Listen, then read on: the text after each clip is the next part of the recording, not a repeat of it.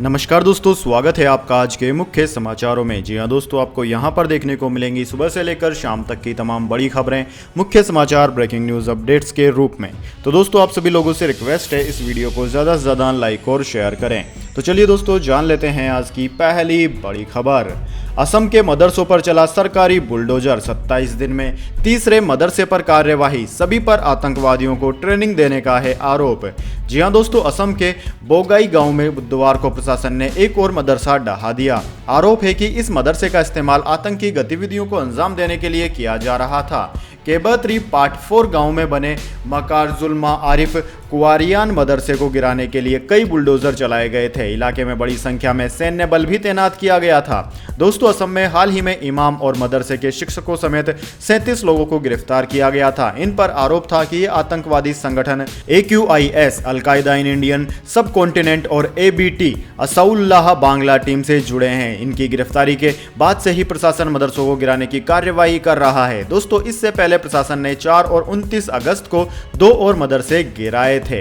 दोस्तों, AIUDF प्रमुख बद्रुद्दीन अजमल ने कहा कि मदरसे बनाने में 20 से 30 साल लगते हैं, लेकिन सरकार एक दिन में बुलडोजर चलाकर गिरा रही है। राज्य में लाखों स्कूल हैं और अगर किसी स्कूल में यदि कोई व्यक्ति अपराधी पाया गया तो क्या पूरा स्कूल ही गिरा दिया जाएगा?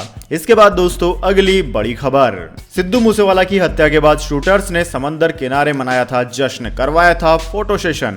जी हां दोस्तों, 29 मई को पंजाबी गायक सिद्धू मूसेवाला की गोलियों से भूनकर हत्या कर दी गई थी। इस मामले में अब पुलिस चार्जशीट भी दाखिल कर चुकी है। गैंगस्टर लॉरेंस बिश्नोई, जगदीप सिंह उर्फ जग्गू भगवानपुरिया, सचिन ताफन, अनमोल बिश्नोई, लिपिन नेहरा और गोल्डी बराड़ समेत 34 आरोपियों के खिलाफ 122 गवाहों की यह पहली चार्जशीट दाखिल की गई है। अब इस पूरे मामले में नया खुलासा हुआ है। दोस्तों, मूसेवाला की हत्या के बाद जहां शूटर्स को गिरफ्तार करने के लिए 5 राज्यों की पुलिस जगह जगह रेड कर रही थी, वहीं मूसेवाला का कत्ल करने के बाद गैंगस्टर्स गुजरात के मुद्रा में समुद्र किनारे फोटोशूट करवा रहे थे। दोस्तों, जश्न मनाते हुए इनकी तस्वीर भी सामने आ गई है। आपकी जानकारी के लिए बता दें, इस फोटो में अंकित, दीपक मुंडी जो कि अभी फरार चल रहा है, सचिन, प्रियव्रत, फौजी, कपिल पंडित और कशिश उर्फ कुलदीप मौजूद हैं। इनमें कपिल पंडित और सचिन ने हत्या के बाद शूटर्स को पंजाब से भगाने व छिपाने में मदद की थी। इसके बाद दोस्तों, अगली बड़ी खबर। निलंबित भाजपा नेता सीमा 12 दिन की रिमांड पर, बोली मुझे फंसाया, नौकरानी का आरोप, बंधक बनाकर किया टॉर्चर, जीप से फर्श साफ करवाया। जी हां दोस्तों, 8 साल से नौकरानी को प्रताड़ित करने वाली रिटायर्ड IAS की पत्नी और निलंबित भाजपा नेता सीमा पात्रा को रांची पुलिस ने गिरफ्तार कर लिया है। पात्रा गिरफ्तारी के डर से फरार होने की कोशिश में थी। उससे पहले अरगोड़ा पुलिस ने उन्हें गिरफ्तार कर लिया। पिछले 2 दिन से पुलिस उनकी तलाश कर रही थी। दोस्तों, पुलिस ने सीमा को कोर्ट में पेश किया। कोर्ट ने सीमा को 12 सितंबर तक पुलिस कस्टडी में भेज दिया है। दोस्तों, आपकी जानकारी के लिए बता दें, 29 साल की एक आदिवासी दिव्यांग लड़की को रिटायर्ड IAS माहेश्वरी पात्रा की पत्नी ने घर में काम करने के बहाने उसे 8 साल तक कैद करके रखा था। पीड़ित का नाम सुनीता है। उसने बताया कि उसे भरपेट खाना नहीं दिया जाता, रोड से पीटा जाता था और गर्म तवे से जलाया जाता था। फिलहाल उसे कैद से छुड़ाकर रांची रिम्स में भर्ती कराया गया है। इधर सीमा पात्रा ने अपने ऊपर लगे सभी आरोपों को गलत बताया। उन्होंने कहा कि उनके ऊपर लगाए गए सभी आरोप झूठे हैं, मुझे फंसाया गया है। आज ही सीमा को पुलिस ने गिरफ्तार किया है। इसके बाद दोस्तों, अगली बड़ी खबर। भारत से मदद मांगेगा पाकिस्तान, सब्जी और अनाज इंपोर्ट कर सकती है शहबाज सरकार, मोदी ने बाढ़ से हालात पर जताया था दुख। जी हां दोस्तों, पाकिस्तान में बाढ़ से अब तक 1140 लोगों की मौत हो चुकी है। देश के 3 राज्य सिंध, खैबर पख्तूनख्वा और बलूचिस्तान में बाढ़ और लैंडस्लाइड ने भारी तबाही मचाई है। इंटरनेशनल हेल्प एजेंसी ने अब शहनवाज शरीफ सरकार से कहा है कि इस मुश्किल वक्त में भारत से सब्जियां और दूसरे बेहद ज़रूरी फूड आइटम्स इंपोर्ट किए जाएं। दोस्तों, खास बात यह है कि पाकिस्तान के फाइनेंस मिनिस्टर मिफ्ताह इस्माइल ने भी संकेत दिए हैं कि भारत से ट्रेड बहाल किया जा सकता है। दूसरी तरफ दोस्तों, भारत सरकार ने इस मामले में अब तक किसी तरह का रिएक्शन नहीं दिया है। कुछ मीडिया रिपोर्ट्स में कहा गया है कि भारत सरकार मानवीय आधार पर पाकिस्तान की मदद जरूर कर सकती है। पाकिस्तान में करीब 3 करोड़ 30 लाख लोग बेघर हो चुके हैं। पाकिस्तान के फाइनेंस मिनिस्टर मिफ्ताह इस्माइल ने कहा कि पाकिस्तान में बाढ़ से हजारों लोगों की मौत हो गई है। कई लोग मदद के लिए गुहार लगा रहे हैं। देश में सभी फसलें नष्ट हो गई हैं। पाकिस्तान में फूड आइटम्स के रेट बढ़ गए हैं। इसकी वजह से बाढ़ पीड़ित लाखों लोगों की परेशानी बढ़ गई है। अब भारत से सब्जियां और दूसरे फूड आइटम्स इंपोर्ट करने पर विचार किया जा रहा है। इसके बाद दोस्तों अगली बड़ी खबर, ईडी की चार्जशीट से हुआ बड़ा खुलासा, सुकेश के अपराधों के बारे में जानती थी जैकलीन फर्नांडिस। जी हां दोस्तों, मनी लॉन्ड्रिंग मामले में अभिनेत्री जैकलीन फर्नांडिस की मुश्किलें कम होने का नाम नहीं ले रही है। ईडी की ओर से इस मामले में चार्जशीट भी दाखिल कर दी गई है। दोस्तों, परिवर्तन निर्देशालय ने एक्ट्रेस को 215 करोड़ रुपए की वसूली के मामले में आरोपी बनाया है। चार्जशीट में जो कुछ लिखा गया है वो काफी हैरान करने वाला है। ईडी द्वारा बनाई गई चार्जशीट में कहा गया है कि अब तक की जांच में पता चला है कि एक्ट्रेस प्रत्यक्ष या अप्रत्यक्ष रूप से अपराध की आय में शामिल है। इसी के साथ सुकेश के अपराधों को जानने के बाद भी जैकलीन फर्नांडिस उनसे महंगे गिफ्ट लेती रही। ईडी की चार्जशीट के बाद अब जैकलीन की मुश्किलें और भी ज्यादा बढ़ सकती है। दोस्तों, अब तक सामने आए गवाहों और आरोपियों के बयानों के मुताबिक एक्ट्रेस लगातार सुकेश के संपर्क में थी, जबकि सुकेश ने भी माना है कि उसने जैकलीन को महंगे तोहफे दिए हैं। दोस्तों, ईडी की चार्जशीट के बाद जैकलीन फर्नांडिस को समन जारी किया गया था। एक्ट्रेस को 26 सितंबर को दिल्ली की पटियाला अदालत में पेश होने का आदेश दिया गया है। वहीं दोस्तों, 12 सितंबर को दिल्ली पुलिस भी अभिनेत्री से अब पूछताछ करेगी। इसके बाद दोस्तों अगली बड़ी खबर, कम नंबर आए तो शिक्षक को बांधकर पीटा, झारखंड में प्रिंसिपल और 11 छात्रों पर केस दर्ज।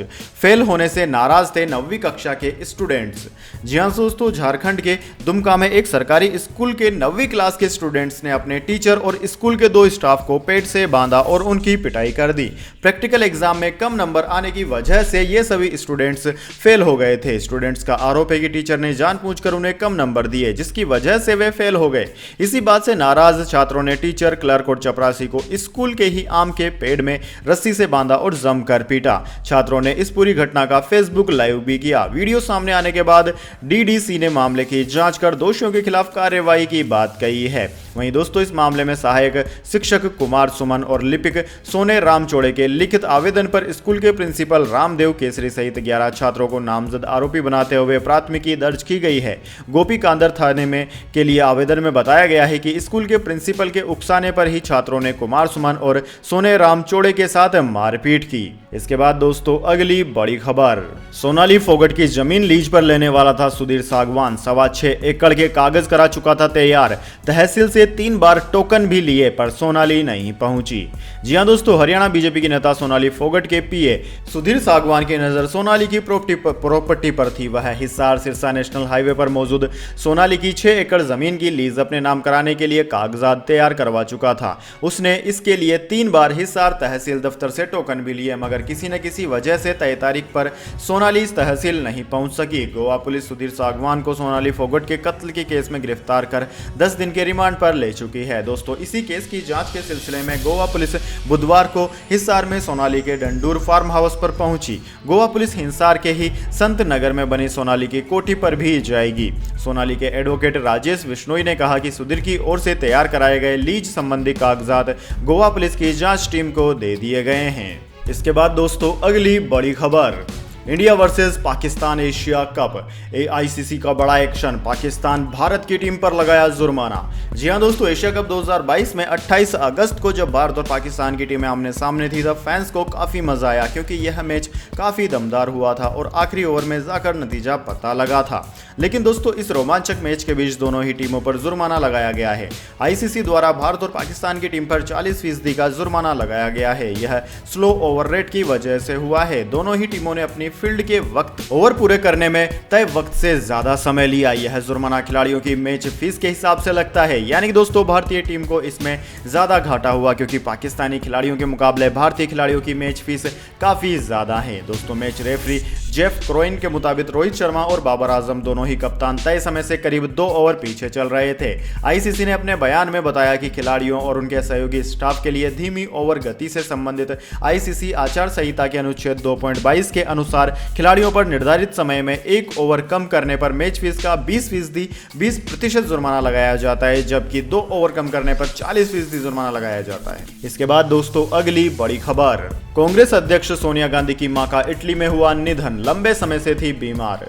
जी हां दोस्तों, कांग्रेस अध्यक्ष सोनिया गांधी की मां पाओलो माइनो का शनिवार 27 अगस्त को इटली में उनके निवास पर निधन हो गया। कांग्रेस महासचिव जयराम रमेश ने ट्वीट कर इसकी जानकारी दी है। उन्होंने कहा है कि पाओलो को मंगलवार 31 अगस्त को अंतिम विदाई दी गई। 24 अगस्त को कांग्रेस ने बयान जारी कर बताया था कि सोनिया गांधी अपने बेटे राहुल गांधी और बेटी प्रियंका गांधी के साथ विदेश जाएंगी। बयान में कहा गया था कि नई दिल्ली लौटने से पहले सोनिया गांधी बीमार मां को भी देखने जाएंगी। तीनों ही नेता इस समय विदेश में हैं। दोस्तों, कांग्रेस अध्यक्ष सोनिया गांधी की मां पाओला माइनो के निधन पर प्रधानमंत्री नरेंद्र मोदी ने शोक संवेदना व्यक्त की है।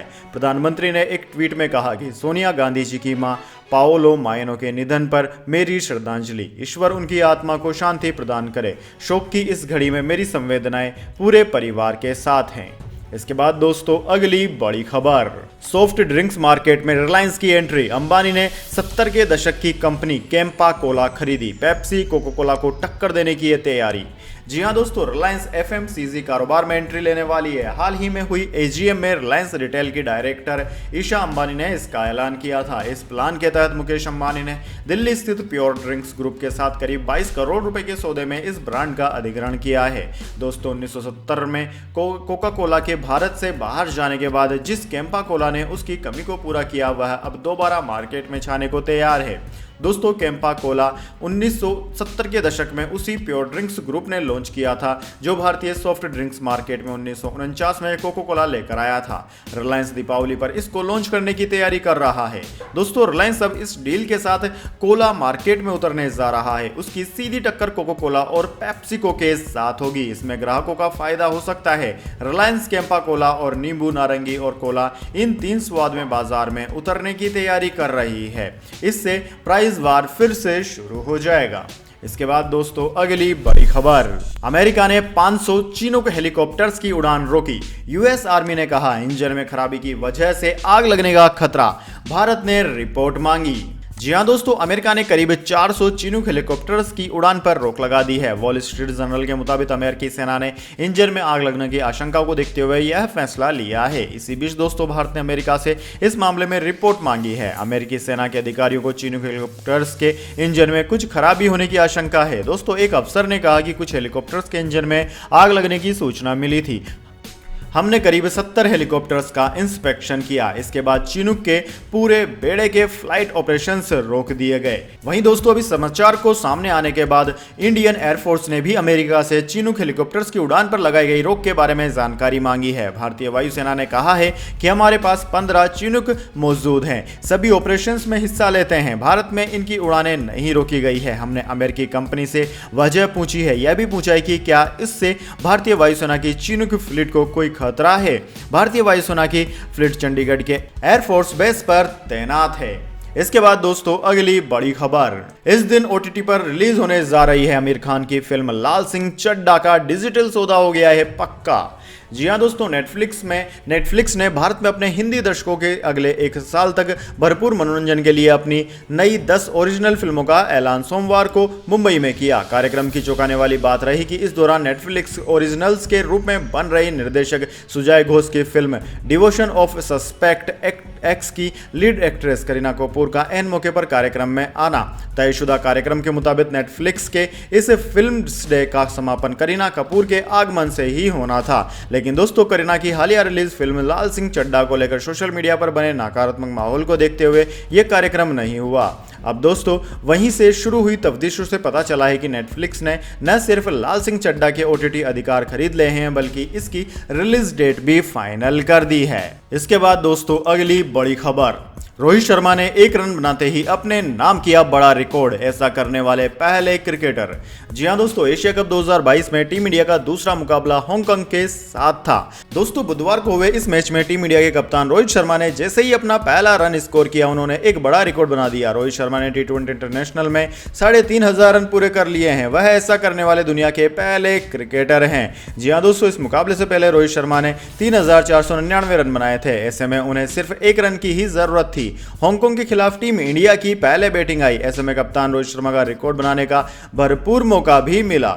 दोस्तों हांगकांग के खिलाफ रोहित शर्मा ने तेज शुरुआत तो की, लेकिन वह बड़ा स्कोर नहीं बना पाए। रोहित शर्मा ने 13 बॉल पर 21 रन बनाए, जिनमें 2 चौके और 1 छक्का शामिल रहा। दोस्तों हांगकांग के आयुष शुक्ला ने रोहित शर्मा को कैच आउट करवाया। आयुष शुक्ला महज 19 साल के हैं। इसके बाद दोस्तों जाने अगली बड़ी खबर, लेकिन उससे पहले मेरी आपसे एक छोटी सी रिक्वेस्ट है, अगर दोस्तों आपको अभी तक हमारी न्यूज पसंद आई है तो इसे एक छोटा सा लाइक जरूर दे दीजिए, और अगर आपको पसंद नहीं आई है तो बेशक आप डिसलाइक भी कर सकते हैं, लेकिन दोस्तों लाइक और डिसलाइक जरूर कीजिए, क्योंकि दोस्तों यही हमारी मेहनत का फल होता है और इसी से हमें पता चलता है कि आपको हमारी वीडियोस पसंद आ रही है या नहीं। तो चलिए दोस्तों जान लेते हैं आज की अगली बड़ी खबर। आम आदमी पार्टी और बीजेपी प्रवक्ताओं की सड़क पर जुबानी जंग। गौरव ने पूछा 500 नए स्कूल कहां है? सौरभ बोले 2 देखकर ही भागे, अभी 498 बाकी है। जी हां दोस्तों, दिल्ली में कथित सरकारी स्कूल घोटाले को लेकर आम आदमी पार्टी और भाजपा के प्रवक्ता बीच सड़क पर भिड़ गए। यह वीडियो सोशल मीडिया पर वायरल हो रहा है, जिसमें भाजपा प्रवक्ता गौरव भाटिया और आम आदमी के प्रवक्ता सौरभ भारद्वाज में जुबानी जंग देखी जा सकती है। दरअसल दोस्तों भाजपा प्रवक्ता गौरव भाटिया दिल्ली के सरकारी स्कूल का निरीक्षण करने पहुंचे थे। स्कूल का निरीक्षण करने के बाद भाटिया ने ट्विटर पर लिखा कि आप मेरे 3 सवाल के जवाब दें। दिल्ली सरकार ने 500 नए स्कूल बनाने का वादा किया था, फिर भी वे 500 नए स्कूल की लिस्ट क्यों नहीं देते? आप प्रवक्ता ने जो पहला स्कूल दिखाया वह 1970 का बना हुआ है, जबकि दूसरा स्कूल अभी बन रहा है, फिर नए स्कूल कहां है? वहीं दोस्तों आम आदमी के प्रवक्ता सौरभ ने ट्विटर पर वीडियो शेयर करते हुए लिखा कि बार बार आग्रह करने के बाद भी गौरव भाटिया स्कूल के अंदर नहीं गए। मैंने उन्हें कहा कि अभी तो 498 स्कूल और देखने चलना है, लेकिन वे नहीं माने। इसके बाद दोस्तों अगली बड़ी खबर, 5G का बढ़ रहा दुनिया में दबदबा, इतने करोड़ यूजर्स कर रहे इस्तेमाल, भारत में जल्द शुरू होगी सर्विस। जी हां दोस्तों, भारत में भले ही 5G सर्विस लॉन्च नहीं हुई है, लेकिन दुनिया के कई देशों में यह सर्विस काफ़ी लंबे समय से लोग यूज कर रहे हैं। दुनिया भर में एक बड़ी आबादी इस सर्विस का इस्तेमाल कर रही है।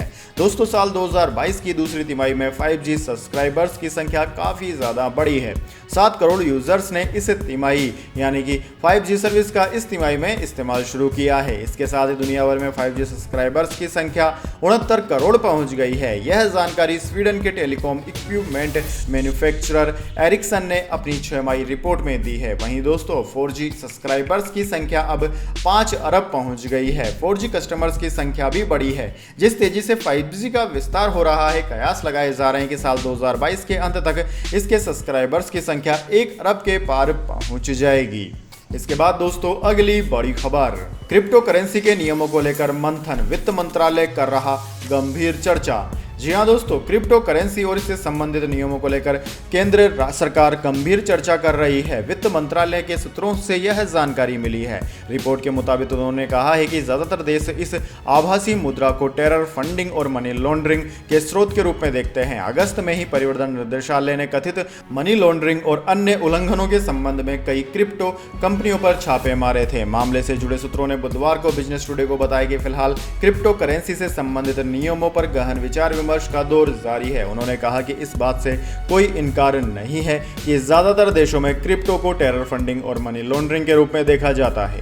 इसके बाद दोस्तों अगली बड़ी खबर, अगर साबित हो जाए तो जला देना बुलडोजर, संपत्ति पर अतिक्रमण के आरोप पर बोली ममता बनर्जी।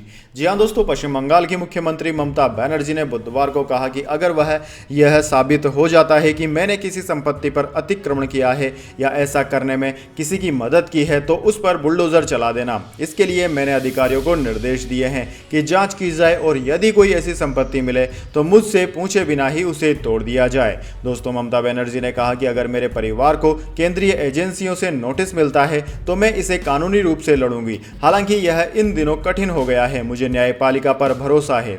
ममता बनर्जी ने परिवर्तन निदेशालय द्वारा तृणमूल कांग्रेस के सांसद अभिषेक बनर्जी को कोयला तस्करी घोटाले की जांच के सिलसिले में एक नया समन जारी करने के तुरंत बाद कहा कि अगर उनके परिवार के सदस्यों को नोटिस मिलता है तो केंद्र सरकार की किसी भी जांच एजेंसी से वह कानूनी रूप से लड़ेगी। हालांकि यह इन दिनों एक कठिन मामला बन गया है। वे कोलकाता में पत्रकारों से बात कर रही थी। ईडी ने कोयला तस्कर घोटाले के सिलसिले में ममता बनर्जी के भतीजे अभिषेक बनर्जी को शुक्रवार को अपने अधिकारियों के साथ पेश होने के लिए नया समन जारी किया है। इसके बाद दोस्तों अगली बड़ी खबर, तेज हुई अर्थव्यवस्था की रफ्तार। जून तिमाही में जीडीपी ग्रोथ 13.5% रही। पिछली तिमाही में यह 4.1% थी। जी हाँ दोस्तों, सरकार ने 2022-23 की अप्रैल जून तिमाही में ग्रोस डोमेस्टिक प्रोडक्ट्स यानी कि जीडीपी के आंकड़े बुधवार को जारी किए। Ministry of statistics and programme implementation की ओर से जारी आंकड़ों के मुताबिक जून तिमाही में जीडीपी ग्रोथ 13.5% रही। पिछले साल की समान तिमाही में यह 20.1% थी। दोस्तों, देश की विकास दर पिछली यानी कि जनवरी मार्च तिमाही की तुलना में काफी बेहतर रही है। पिछली तिमाही में जीडीपी ग्रोथ रेट 4.1% थी। जून तिमाही में जीवीए ग्रोथ 18.1% से घटकर 12.7% हो गई है। वहीं दोस्तों, आपकी जानकारी के लिए बता दें, आरबीआई ने इस महीने की शुरुआत में अपनी मौद्रिक नीति संबंधी बैठक में कहा था कि चालू वित्त वर्ष की पहली तिमाही में जीडीपी ग्रोथ रेट करीब 16.2% रहने की संभावनाएं हैं। तो दोस्तों, यह थी आज की तमाम बड़ी खबरें। इसके बाद दोस्तों बारी आती है आज के माइंड क्विज क्वेश्चन की। जी हाँ दोस्तों, एक आसान से सवाल का जवाब देकर आप जीत सकते हैं एक अमेजिंग सरप्राइज गिफ्ट हमारे यूट्यूब चैनल की ओर से। तो दोस्तों, आज का सवाल आपकी स्क्रीन पर आ चुका है। भारत के कौन से शहर को झीलों की नगरी कहा जाता है? जी हाँ दोस्तों, अगर आप जानते हैं कि भारत के किस शहर को लेक सिटी यानी कि झीलों की नगरी कहा जाता है तो जल्दी से उस शहर का नाम कमेंट बॉक्स में लिख दीजिए। अगर दोस्तों आपका जवाब होता है एकदम सही और आप चले जाते हैं लकी विजेता के रूप में, तो आपको मिल सकता है एक अमेजिंग सरप्राइज गिफ्ट हमारे यूट्यूब चैनल की ओर से। तो दोस्तों, जल्दी से अपना उत्तर कमेंट बॉक्स में लिख दीजिए, वीडियो को लाइक कर लीजिए और चैनल को सब्सक्राइब करके बेल आइकन भी दबा लीजिए। धन्यवाद। वंदे मातरम। जय हिंद, जय भारत।